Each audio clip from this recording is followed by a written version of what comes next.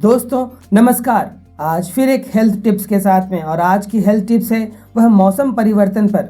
कई लोग साल में कई बार बीमार पड़ते रहते हैं। अगर साल में एक बार आपको बीमारी होती है, सर्दी खांसी बुखार होता है, तो वो उसे सामान्य माना जा सकता है। 2 बार भी हो तो उसे चलाया जा सकता है। लेकिन अगर उससे ज़्यादा आप अगर बीमार पड़ रहे हैं, उससे ज़्यादा अगर आपको सर्दी खांसी या बुखार आ रहा है, तो कहीं ना कहीं कोई गड़बड़ी हो रही है। तो आज हम उस विषय पर विस्तृत ढंग से, और क्या है वो उपाय जो सनातनी ऋषियों ने हमको दिया है, हम उससे चूक रहे हैं, हम उसे भुला बैठे हैं, तो उन विधियों को भी हम अपनाएंगे और अपने आप को स्वस्थ बनाते चलेंगे। तो सबसे पहले समझते हैं कि हम मौसम परिवर्तन पर बीमार क्यों पड़ते हैं। और यह मौसम परिवर्तन हमारे भारतीय उपमहाद्वीप में, केवल भारत ही नहीं, भारत के आसपास जितने देश हैं उसमें 3 प्रकार के मौसम होते हैं। बरसात का मौसम होता है, गर्मी होती है और ठंड का मौसम होता है। अब ये मौसम जो होते हैं, ये अगर इंग्लिश कैलेंडर पे हम देखें, हमारा जो आयुर्वेद है वह तो भारतीय कैलेंडर जो पंचांग है उस पर चलता है। लेकिन अगर हम अंग्रेजी महीनों की बात करें तो फरवरी मार्च, फिर आपका जून जुलाई और अक्टूबर नवंबर, ये संधि काल का मौसम होता है। अर्थात एक मौसम परिवर्तित हो रहा होता है और दूसरा मौसम आता है। और इस मौसम में जो शोध बताते हैं वो सबसे ज़्यादा बीमार लोग पड़ते हैं। सबसे ज़्यादा दवाइयों की बिक्री इन्हीं मौसम पे होती है। सबसे ज़्यादा जो अस्पतालों में भीड़ होती है वह इन्हीं मौसम पे होती है। हालांकि लोगों के रहन सहन, देर तक जगने के कारण आजकल अस्पताल में तो हर समय ही भीड़ रहती है। लोगों को हार्मोनल प्रॉब्लम, नई नई बीमारियां हो रही हैं। लेकिन फिर भी ये जो महीने हैं इसमें आपको सबसे ज़्यादा बीमारी मिलती है। आज हम उस कारण को समझेंगे और क्या है उसका उपाय, उसे भी समझेंगे। अब सबसे पहले समझते हैं कि कारण क्या है। मौसम बदलने पर ऐसा क्या हो जाता है कि लोग बीमार पड़ने लगते हैं। तो देखिए, जब मौसम परिवर्तित होता है तो आपके शरीर में भी परिवर्तन आते हैं। आपके शरीर के बायोक्लॉक में परिवर्तन आता है, जो कि हमारे पूर्वजों द्वारा हमको प्रदत्त है। साथ में इस शरीर की कई उपापचयी क्रियाएं हैं, उसमें परिवर्तन आता है, जिसके कारण आपकी मंदाग्नि धीमी पड़ सकती है। आपको शरीर के कई तरह से परिवर्तन से गुजरना पड़ता है। तो जो आवश्यक रसायन होते हैं वह निर्मित नहीं होते हैं, जिसके कारण हम उसी पैटर्न पर, जैसे अगर ठंड का मौसम चल रहा है और हम खूब खा रहे हैं, और वही आदत अगर हम गर्मी के प्रारंभ के जो संधि काल है, फरवरी मार्च का महीना है, उसमें भी वही आदत हम बरकरार रखते हैं। खूब ही खाए जाते हैं, खूब ही खाए जाते हैं, क्योंकि ठंड भर से भूख खूब लग रही थी तो खाने की आदत हो गई थी। अब वही आदत हम फरवरी मार्च में भी बनाए रखते हैं, जिसके कारण क्या होता है, वह शरीर उसे ठीक ढंग से नहीं पचा पाता है, जिसके कारण आपको बीमारियां होती हैं। इसी मौसम में स्टमक अपसेट सबसे ज़्यादा होता है। सर्दी खांसी तो होती ही है, लेकिन स्टमक अपसेट, दस्त, डायरिया आदि का होना सबसे ज़्यादा होता है, और इसका कारण यही है।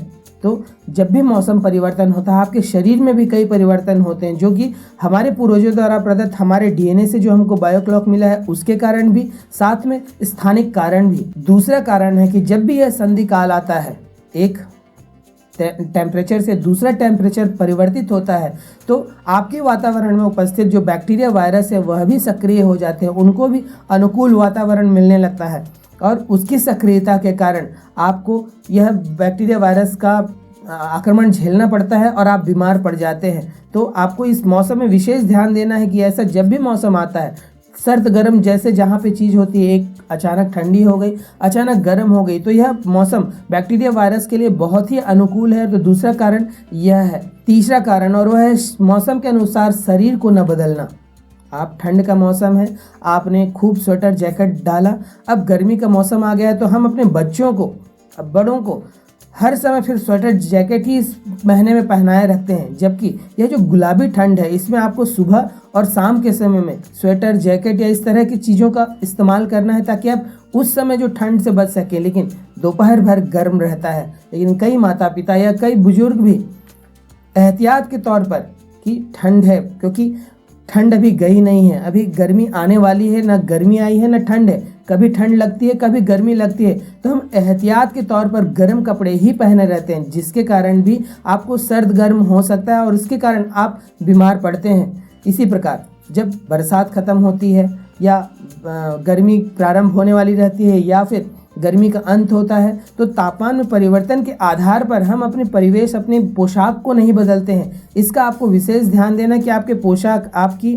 ऋतुचर्या के अनुसार किस समय में कौन सा पोशाक पहनना है। गुलाबी ठंड थोड़ी खतरनाक होती है, यह आपको ज़्यादा आक्रमण आपके शरीर में देती है, तो इस गुलाबी ठंड में आपको बचाव करके रखना है और मौसम के अनुसार ही आपको अपने पोशाक को धारण करना है। अब उपाय क्या है? अगर मौसम परिवर्तित हो रहा है, ऋतु बदल रही है और हम बार बार बीमार पड़ रहे हैं, अगर एक बार आप बीमार साल में पड़ते हैं तो वो बहुत अच्छा है, वह होना भी चाहिए, जिससे शरीर की शुद्धि होती है। एक से आप 2 बार बीमार पड़ रहे हैं, हर 6 महीने में बीमार पड़ रहे हैं, वह भी सामान्य है। लेकिन अगर इससे ज़्यादा आप बीमार पड़ रहे हैं तो समझिए कहीं ना कहीं कोई गड़बड़ी हो रही है, आपकी रोग प्रतिरोधक क्षमता घट रही है और रोग प्रतिरोधक क्षमता घटने के कई कारण हैं। तो आपको कई आर्टिकल इंटरनेट पे कई वीडियो मिल जाएंगे कि आपको ऐसा करने के लिए आपको पोषण पर ध्यान देना है, पानी उचित मात्रा में पीनी है, विटामिन सी लेना है, जिंक लेना है, आपको मिनरल्स विटामिन से भरपूर भोजन लेनी है। यह सब बातें ठीक है, लेकिन यह रोग प्रतिरोधक क्षमता ही अगर बढ़ जाए तो आपको हर बीमारियों से लड़ने की क्षमता बन जाती है। आपको बुखार भी आएगा, फिर भी आप उस बुखार में अपने सारे काम कर पाएंगे, इतनी ऊर्जा आपके भीतर रहेगी। तो सारे उपाय तो करने ही हैं जो आप आजकल लोग अवेयर हो गए हैं, जागरूक हो गए हैं, जिनको मालूम है कि क्या करना है, क्या खाना है, किस तरह से रहना है। लेकिन आज जो वीडियो आपको मिल रही है उसमें हमारे सनातनीय ऋषियों ने जो व्यवस्था की थी, जिसे बाद में बदलकर धार्मिक रूप दे दिया गया, हम उस उपाय पर आपको बात करने जा रहे हैं। और वह उपाय है आपका नवरात्र। हर मौसम में आपको नवरात्र मिलता है। बहुत सारे लोग 2 ही नवरात्र जानते हैं, एक जो अक्टूबर नवंबर में आता है और एक जो फरवरी मार्च में आता है, लेकिन 2 गुप्त नवरात्र भी होते हैं। और इन नवरात्र की व्यवस्था ही है कि हर मौसम परिवर्तन पे 9 दिन आपको शरीर की शुद्धि करनी है, आपको फलाहार पर रहना है, ऐसे भोजन लेने हैं जो तुरंत सुपाच्य हो जाए, पानी का सेवन करना है, नींद को आपको ध्यान देना है।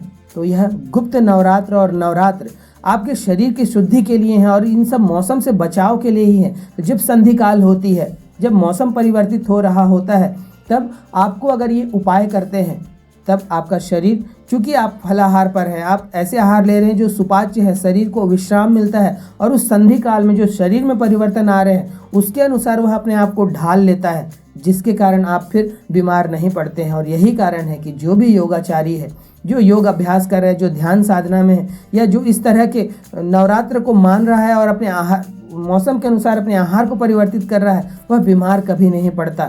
साल में एक आध बार सर्दी खांसी हो जाए, थोड़ा सा बुखार आ जाए, वह सामान्य है, लेकिन वह बीमार नहीं पड़ता।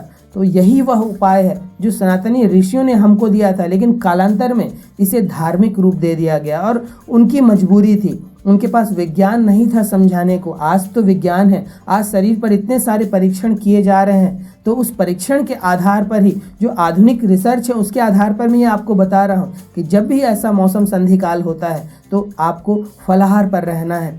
आप सलाद भी ले सकते हैं, आप ड्राई फ्रूट्स ले सकते हैं। तो जब आप ऐसा भोजन लेंगे इस मौसम परिवर्तन पर, तो आपके शरीर को एक विश्राम मिलेगा, क्योंकि फल 1 से 1.5 घंटे में पच जाता है। आप 1-1.5 घंटे बाद फिर फल खा सकते हैं, भले आपने गले तक ही क्यों ना फल खाया हो। फल की यही विशेषता है कि वह सुपाच्य होता है, बहुत जल्दी पचता है और आपको सारी चीज़ें दे देता है।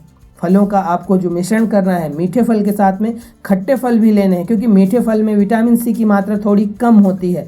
तो जब आप मीठे फल के साथ में खट्टे फल ले लेते हैं तो आपका वह संपूर्ण आहार हो जाता है। ना आपको अनाज की ज़रूरत है, ना किसी दूध दही की ज़रूरत है, केवल और अनाज और सलाद ही अगर आपने ले लिया तो आप जीवन भर बिना बीमारी के रह सकते हैं। और आपके शरीर में चर्बी जो बढ़ने का कारण है वह कहीं ना कहीं अनाज होता है, क्योंकि अनाज जितनी मात्रा में लेनी है वह लोग नहीं लेते। वह पेट भरने के लिए चावल खाते हैं, पेट भरने के लिए रोटी खाते हैं। अगर चावल रोटी की थोड़ी सी भी मात्रा ली जाए तो वह काफ़ी होती है।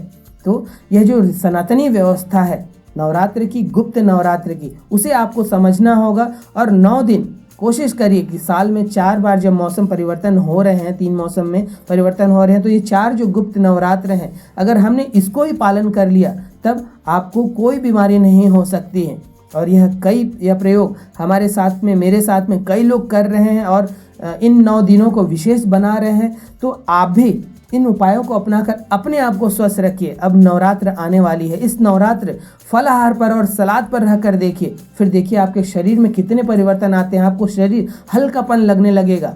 एक गलती लोग और करते हैं, जब नवरात्र अपना तोड़ते हैं या 9 दिनों का फलाहार के बाद जब भोजन लेते हैं तो भोजन पर ध्यान होने के कारण अब जब वह तोड़ते हैं तब पूड़ी, पापड़, तली हुई चीज़, समोसा, बड़ा, इस तरह की कई चीज़, आलू चाप से अपना पेट भरने लगते हैं। यहाँ आपको सावधानी बरतनी है। जब भी आप 9 दिन का उपवास तोड़ें तब आपको खिचड़ी या ऐसी डाइट जो लिक्विड हो उससे प्रारंभ करना है। एक दिन आपको खिचड़ी या इस तरह की दलिया, इस तरह की चीज़ों का सेवन करना है, क्योंकि शरीर को अभी आदत नहीं थी अनाज को पचाने की। तब आप लिक्विड डाइट से आइए, फिर खिचड़ी पर आइए, फिर आप दलिया वगैरह ले सकते हैं, फिर 1-2 दिन बाद में फिर आप अनाज प्रारंभ कर सकते हैं। तो इस तरह से इस नवरात्र को जो सनातनी व्यवस्था है उसको अपना कर देखिए, कैसे आपका स्वास्थ्य बहुत अच्छा होता चला जाता है। ये तो बात हुई गुप्त नवरात्र की। एक चीज़ और अगर आप करते हैं इसके साथ में, और वह आपको प्रतिदिन करना है, केवल गुप्त नवरात्र और नवरात्र ही नहीं, यह चीज़ प्रतिदिन होनी चाहिए, वह है जल्दी सोना और जल्दी उठना।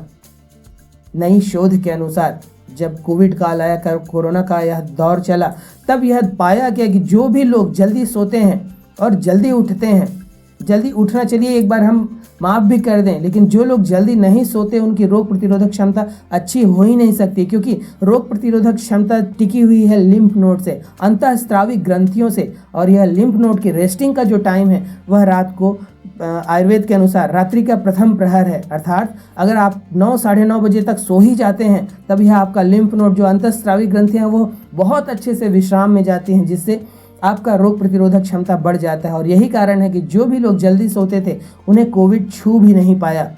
तो अगर आप बीमार नहीं पड़ना चाहते हैं, चाहे मौसम परिवर्तन पे, ऋतु के बदलने पे, या फिर ऐसे ही, तब आपको जल्दी सोने और जल्दी उठने की आदत डालनी होगी। यह कर देखिए। गुप्त नवरात्र का प्रयोग करिए, जल्दी सोना जल्दी उठना चालू करिए और देखिए मौसम परिवर्तन हो, किसी बैक्टीरिया का आक्रमण हो, बड़े से बड़े वायरस का आक्रमण हो, आप फिर बीमार नहीं पड़ सकते।